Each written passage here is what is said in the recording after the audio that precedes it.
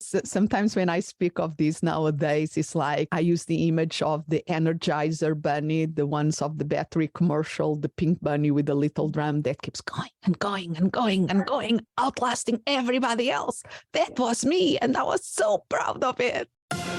Expanding possibilities, the mindset zone. I'm your host, Anna Melikian, and before we start, please remember to visit mindset.zone. Yes, instead of .com, it's .zone to access all the episodes and other amazing resources, all at mindset.zone. And if you want to get the free chapter of my book, Mindset Zone, please go to mindset.zone/book. This episode is an interview originally recorded for the podcast Death of Workaholic, where the amazing Jenny Lynne interviews me about how I learned to stop working hard and start working smarter. Here is our conversation.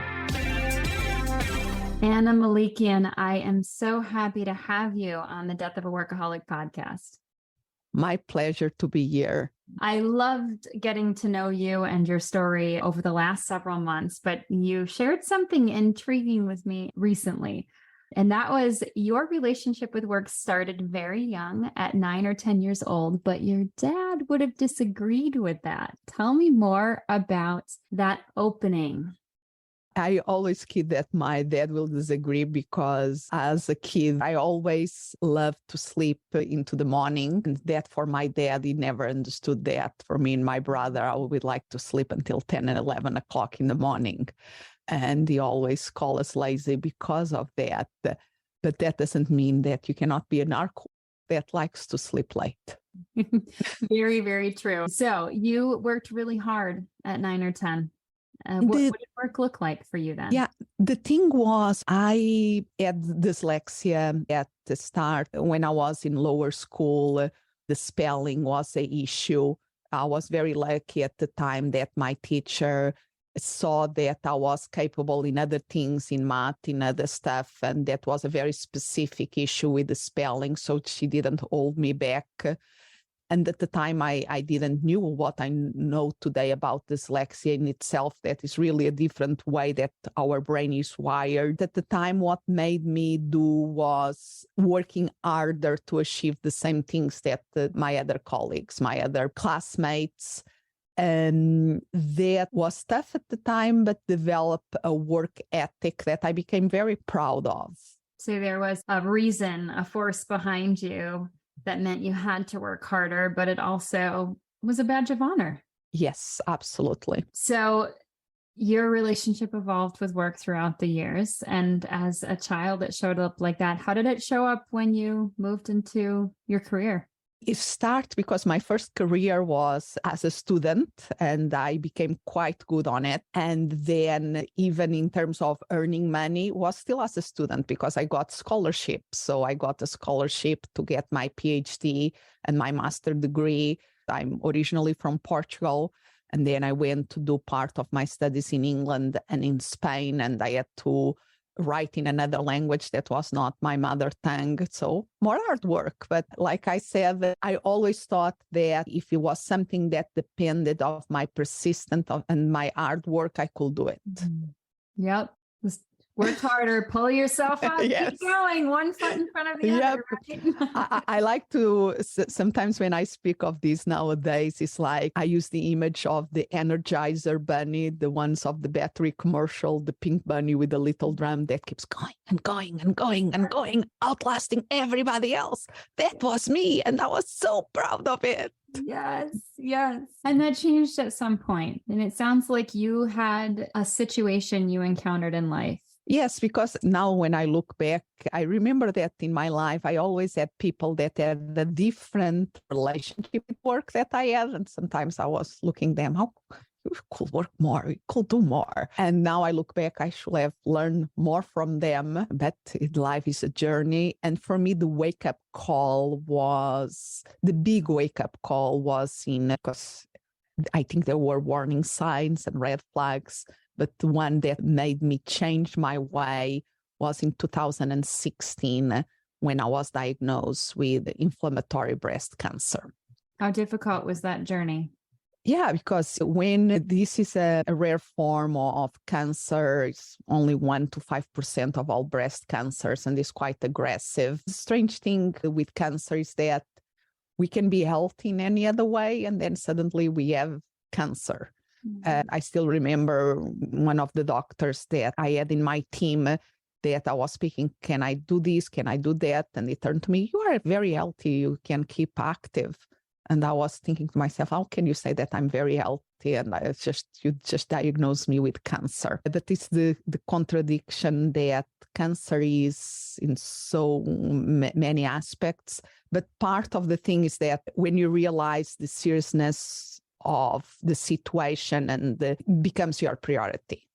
There is no doubt that becomes your priority, and the number of medical appointments that we have to go through, the exams that we have to do to decide what is the best treatment, and it made me rethink everything. How do you say, when it's a situation that you don't know exactly what things are going to lead, and that is why I call it a wake-up call, make you rethink everything with your work and with your life and with your goals. And I kept working during my cancer treatments. I kept working because that was one of the parts in my life that I could keep some normality going, and I felt a human still, but I had to learn to work smarter and not harder. That was the wake-up call at that level. I could not push because I was pushing myself to go through the treatments enough. And with the little energy that I had left,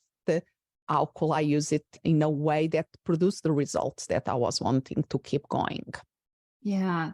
So I'd like to dig into one of these moments where you're looking at your work and you're looking at your treatments. And there's this moment where you're like, what am I going to do? I had to do choices and prioritize. Until then, I was not very good in prioritizing.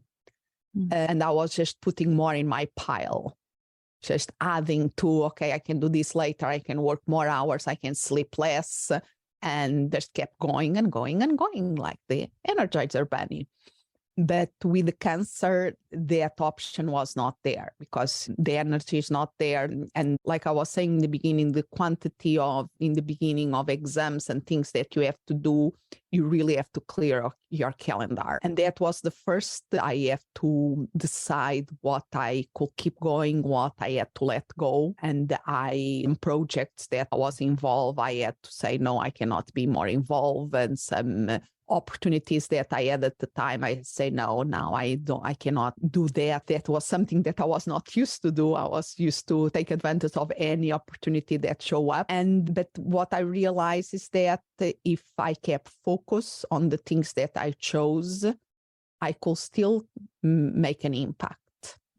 So I want to dig into no, because we don't really like the word no all the time. What did you do to be able to understand what you say no to?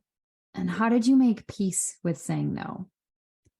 At the time I said no to the things that I felt that I could not give my all. When I get in a project, I like to go full in. So there was a new opportunity that happened at the time of an association that I belonged to lead the association for the next year, that I felt that I will not have the energy to do that. So I spoke with them and they absolutely understood. So that was an easy decision to make. Another group that I was part of, the teaching coaching team, I knew that was difficult to keep the calls that I was supposed to be doing. And I spoke with the person heading that, and he was super, he really was amazing in supporting me. And he said, don't worry about that. We'll cover you. And I kept working with them just in the minimum because they were so supportive and they really took a lot out of my plate. And then I focused on one of the projects that I had that I could be more behind the scene, not to be so front on camera. And I still could contribute in a way that was valid, but more at my own timing. So you're talking about a lot of human compassion here. Oh, yes. That people leaned in and found ways to move forward with you. How did that feel? Felt good. Felt good. How do you say? I had built before that moment. I had built a lot. I had deposited a lot in being a great teammate and a great supporter of the organizations that I was involved and working to the partnerships that I had. So in the beginning, I felt, okay, they have my back. I had their back for so long. They had my back now. That felt really good to have the support. Yeah. They really stepped into the occasion. And that was a rewarding thing to see that people were there for me. That's awesome. Because sometimes speaking, personally, that can be hard to recognize that all that deposits you've made over those years of working hard, actually, you can ask for something in return for that. Yeah. And I'm not a very good, how do you say, I prefer to be in the giving end than in the receiving end. I suffer from that too. But they made it for me to be in the receiving end. And I really appreciate that, how they dealt with it. That's amazing. And is there anything that was hard to say no to? At the time, the thing about the diagnosing or a situation, when it's a situation like cancer or other situations that people go through that are of the same type, and sometimes can be even a divorce or something with our kids, suddenly priorities become very clear. Mm-hmm. So in that sense, what we say yes to and no to is easier because we have clarity about priorities. And for me, the priority was to do whatever was in my power to get better, to go through the treatments and keep living my life as normal as possible in the meanwhile. Well, I'm so glad you're with us here today. Yes. Me and too. That you thrived in the face of all that. So how did that clarity around priorities follow you through after you got to the other side of this? Yeah. And we have to remember, as human beings, it's very easy to go back to old patterns. Mm-hmm. And yes, when you are doing the treatments, you have limited in time, you have to schedule the things. And I learn how to schedule the treatments. So I start to learn how to plan my schedule around the treatments, and it worked. I managed to navigate that time. When I recover my energy and go back to what was before the treatments, I start to see myself slipping in the old habits. For one side, yes, I was wanting to just almost delete that time in my life and go back to what was before, but it was also what can you learn from this experience to build a better future. And I already were familiar with productivity, with high performance, but I start to look at it and doing it with a different angle. And what I realized that was possible to achieve the same results in a more clever way. So it's not that we don't work hard, and I work hard nowadays still, but I try to be much more strategical.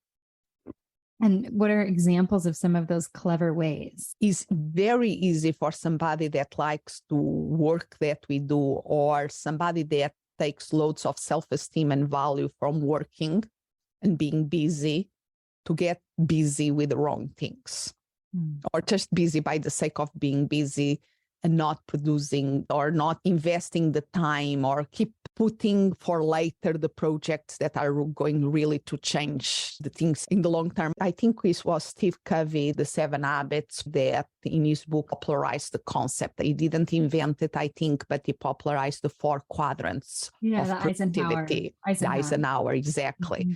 That you have the first quadrant that are important and urgent, the second quadrant that is important but not urgent, and then I forgot the order of the ones below that. One is not in, they are not urgent and not important, and not urgent, but not important. Mm-hmm.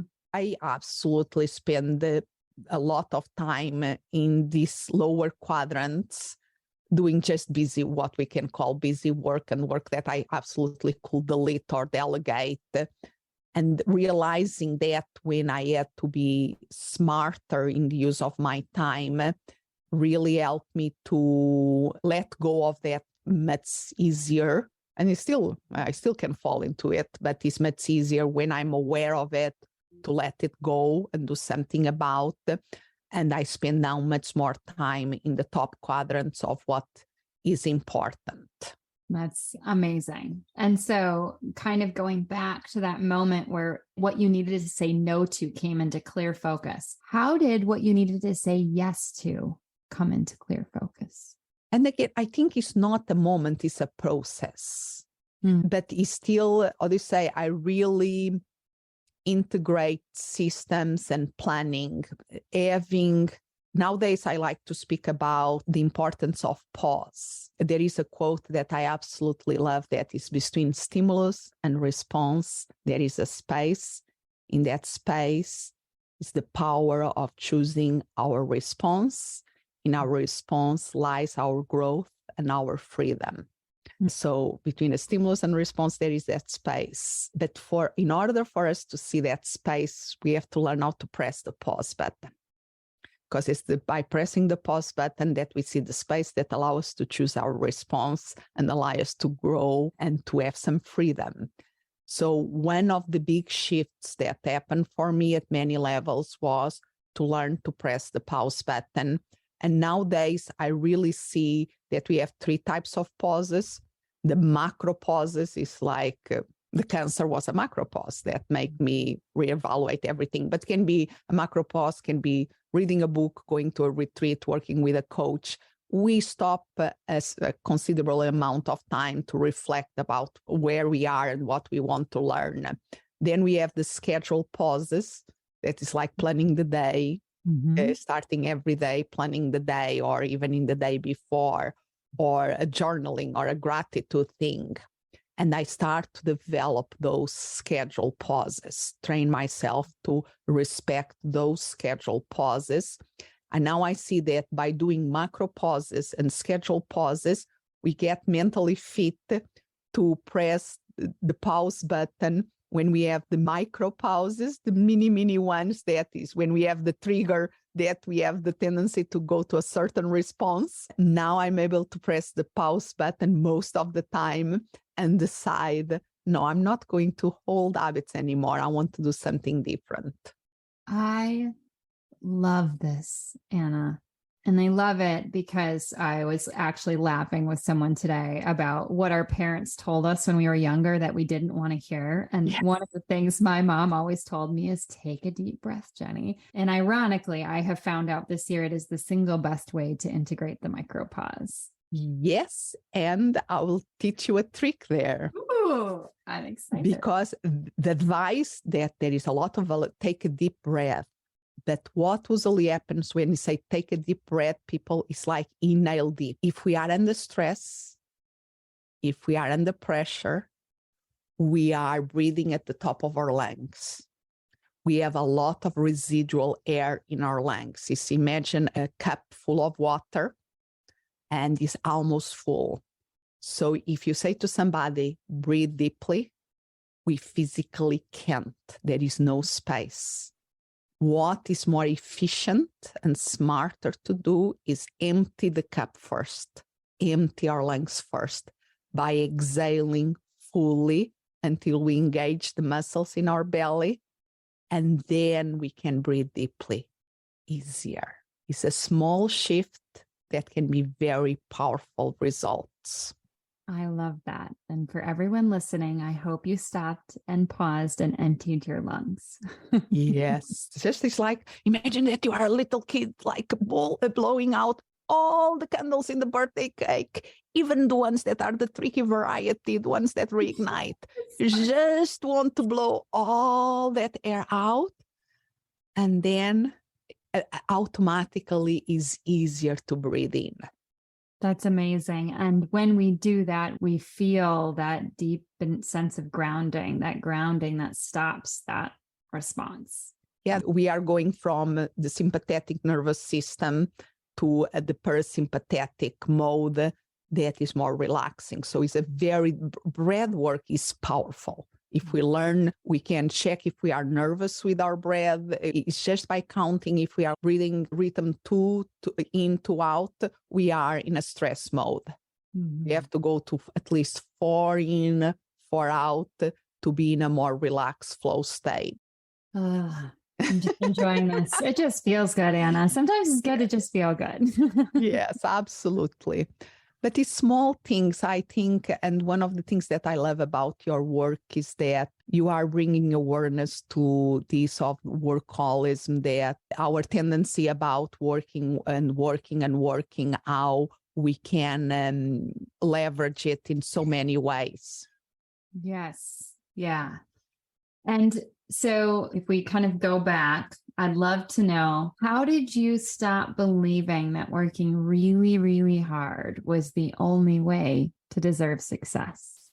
Was realizing that I was achieving things. And like I always say, I was successful for many ways of measuring success. PhD in psychology, running a nice online business, a wonderful house with amazing views, nice husband, wonderful daughter.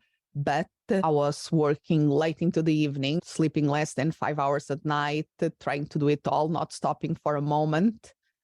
And I realized that if I learn to tap into the human potential in the high performance, working smarter, not harder, work in a way that was more strategical, I still could achieve my goals, but not being in that waking up tired every day.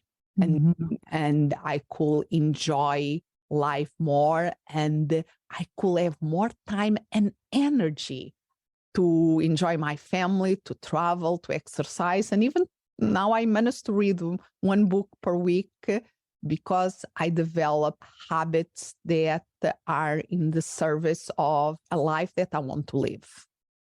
That's amazing. So if we stop right now and you were to say, what is your definition of success right now? What would your answer be? Live the life fully. And for me, it's by learning, creating a positive impact, and enjoying the journey.